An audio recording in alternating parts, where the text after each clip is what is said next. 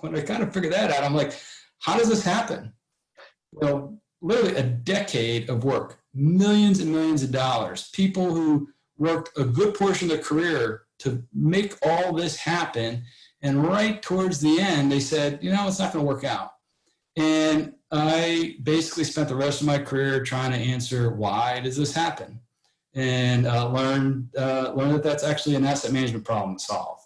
And it was that event. On that day, I could almost tell you exactly where I stood when I got the phone call.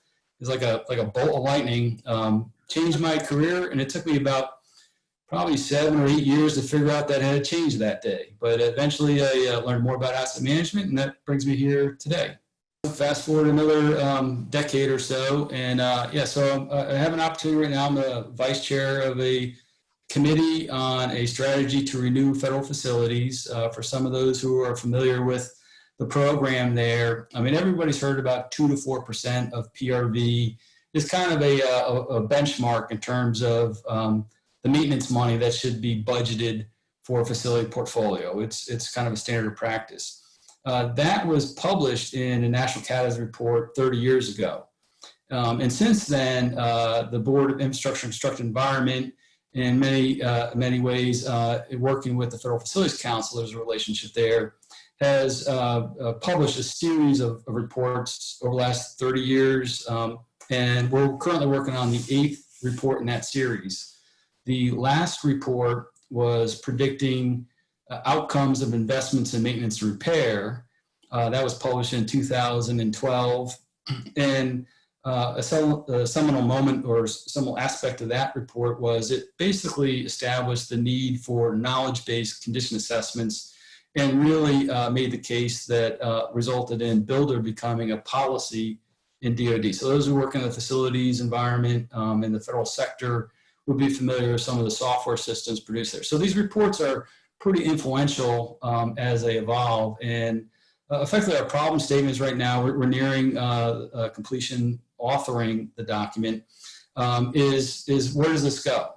Okay, so when you have all these moving parts and you have all these requirements and you have exponentially growing deferred maintenance backlogs, how do you make sense of that? So our report is titled Strategies to Renew Federal Facilities. I think it's a pretty exciting report. I mean, especially if you like asset management.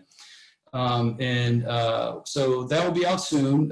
So right now I really can't say too much about the findings, but it is a progression of thinking, really kind of building on how to implement OMB Circular A11, the Capital Programming Guide, which is really how do you formulate a budget to support funding and investments in facilities. And in this report, we'll talk about strategies that support that.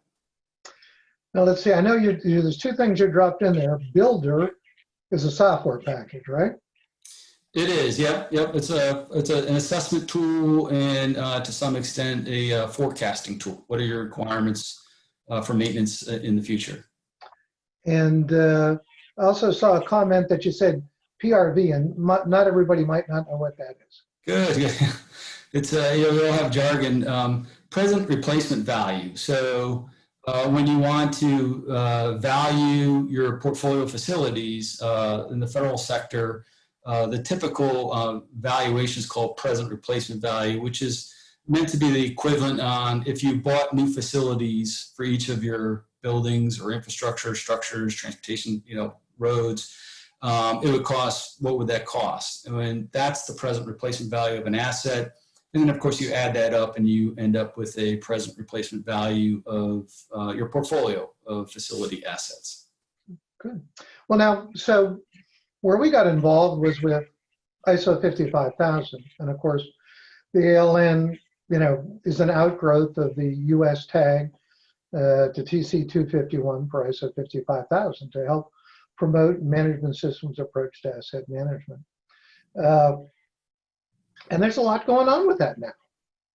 Can you tell people what your role is and what you see coming and what they can expect a little bit? Certainly. And first, Jim, I don't know if I should thank you or you owe me a beer at that bar you're sitting at right now.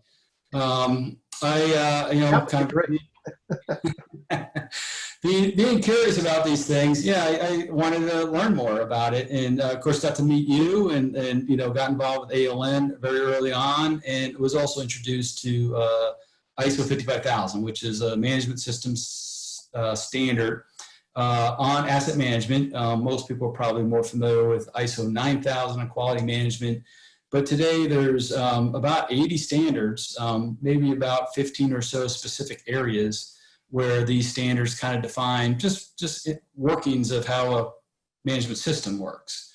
So along the way, I got involved with the U.S. TAG, Technical Advisory Group, which represents the United States on the ISO technical committee that's responsible for that standard, that body of standards, and have been now twice elected the convener of the product improvement work group, which is, standards writing, I'll admit, isn't the most exciting things. I think what really becomes exciting about standards is the benefits that are generated. Imagine if we knew how to write down sentences and communicate, how to provide data syntax in terms of databases working and sharing data and information like that. So these standards basically provide kind of rules of engagement on how a system works to manage assets. And the product improvement work group is focused on getting feedback and collecting ideas on how to improve that body of work. So it's I'll say fascinating work, but there's some caveats on that. And thankfully, at least we have fun along the way writing standards. So. Wow. Yeah, well, it used to be, of course, it always been one of the, the bonus, the excitement of being on an ISO committee was that they always picked the coolest places in the world to go to. Like I mentioned, I've been to Prague and South Africa and game reserves and Japan, and just like, wow, Sweden. Yeah, we hosted a couple of them here, one on the East Coast, one on the West Coast. To try to explain to people the sausage making of standards is pretty remarkable. So what can people expect with, I think you're specifically working on the zero document, right? 55. Exactly. Yeah. And I think, just a little bit of kind of context here. The one thing, when I first started reading these standards, they're very cryptic, challenging. I mean, which means they're basically highly structured. You really kind of have to understand the syntax of how the standard's written. Personally, for me, it took some time, even a couple of years, to really appreciate what it was saying. Part of that is also understanding what it doesn't say. The standards don't tell you how to implement an asset management system. It's really left to professional organizations such as ALN to kind of help others understand how to take the structure, the standard, and apply it its most effective to your circumstances. The big standard, or at least the big standard from the beginning, is the 55001 standard, and it's asset management system requirements. And it details in a very structured way basically all the characteristics, all the evidence-based demonstrations that an asset management system should have. If I like to say, if you operated like a Wawa or 7-Eleven, and you, as a proprietor of that organization or that establishment, can keep the doors open for 2 years, you're about 85, maybe 90% conforming to a successful management system. You understand where the customers come from. You understand what they need. You can meet performance requirements in terms of regulatory, safety. You got health and safety inspections coming in. So if you can run a business, something like that, you're using management system practices. What a management system standard, and we're talking about ISO 55001, takes you from that 85%, 90%, which is where most people can kind of get by, and gives you the ability and the discipline to raise your capabilities higher, meaning perform. And sometimes that's necessary for assurances. You have stakeholders, for example, you're providing water, you're a water utility, and you need to deliver water to customers. Well, they want to know it's safe drinking water.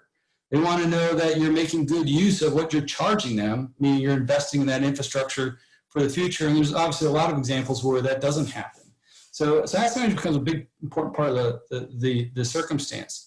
55001 defines requirements, kind of like it's basically making sure if you're managing your assets, your portfolio of assets, that you're managing it the right way. Basically you're getting things done correctly. You're kind of dotting your I's, crossing your T's. Things are going to keep on working. We're talking about 55,000, which is its sister standard. And that standard has been kind of like an introduction to 55,001. And it talks about, a little bit of the benefits of asset management. It touches on some principles. It provides some context of how it fits into other management systems. Risk management is an important aspect. And the work we're starting right now as we look to update these standards is to evolve that and take more of a principle-based approach. So the view here is that principles make sure the right things get done, and requirements make sure things get done right. And it's kind of a yin and yang relationship where if you can pull those together, we believe, and this is where the Technical Committee 251, the ISO committee that manages these standards, thinks that this is something that's going to be helpful to those who want to pick up their game in asset management, which is ultimately delivering value to your stakeholders, to your clients. It could be in the form of security, profitability. It could be being competitive. A lot of federal governments just want to make sure that what they're doing is providing good service to the public. So, lots of moving parts there. It's a little bit in the weeds in terms of the standard, but if you want to get involved, that's how you do it. That's where you start. That's the root cause for what we believe is going to be something that's going to help many people in this world better manage their assets. Well, as you know, for the development process, I was on the 55,000 committee, and I jumped in front of trains and I tilted at windmills, and I shot people, I got shot. It could be messy, but I can look at that document, and it's pretty exciting to know that. First as a representative of the United States, and I was the head of the delegation. It's just like, wow, that's really awesome. And I'm sure you must feel that kind of, it's an honor and a privilege, but it's also a responsibility to be representing the United States and leading this an international group in this committee to develop, an improvement and revision to this standard. Now, do you think, is there anything going to be drastically different, do you think? And people need to think, well, do I need to worry about how it's going to be different? Or you think it'll just be better? Or what do you think? Well, two things. First, Jim, thanks for the compliment. I think myself and I think all those who are involved are there for the right reason. They're volunteers, and they really want to make a contribution to try to make things better. I mean, we all have day jobs, so to speak. So it supports that. So there's, it's kind of a labor of love in that regard. On your question, I think the answer is, I would say, a little bit of both yes and no. It's no because I think the foundation of the standard, that's the 55,000 and 55,001, have demonstrated to be very successful. So there's a lot of interest to keep the stability in those standards, the clarity in those standards. It takes a long time to learn and understand how to apply those standards. So if there's dramatic shifts, it could be very disruptive, in fact, very unproductive, supporting the advancement of asset management. I will say yes, in that I think there's a growing appreciation and understanding that a principle-based approach is something that will add value to the conversation. For example, a lot of the people I'm working with, I typically, most of my clients from the federal sector, if you walk in, particularly with executive leadership, and you start explaining to them there's this detailed standard and you got to kind of get conform, and if they remember anything about ISO 9000, they're still not over that hangover. So they're kind of like, I'm not really ready to do that. But everywhere I go, and obviously I'm kind of in the business of asset management, there is a strong interest. There's a foundational interest. Like, I think we can do things better around here. Where do I go to figure that out? So I think particularly in the 55,000 document, we're going to look at how to clarify and simplify what are the principles that really work, really kind of what resonates with people that seem to help them make sure that they get the right thing done. There's a cliche that you can pass one of these management system standards by pencil whipping the material, and okay, I mean, there's examples of that, and you can do that if you're following all the requirements and make sure you get your paperwork and that kind of stuff.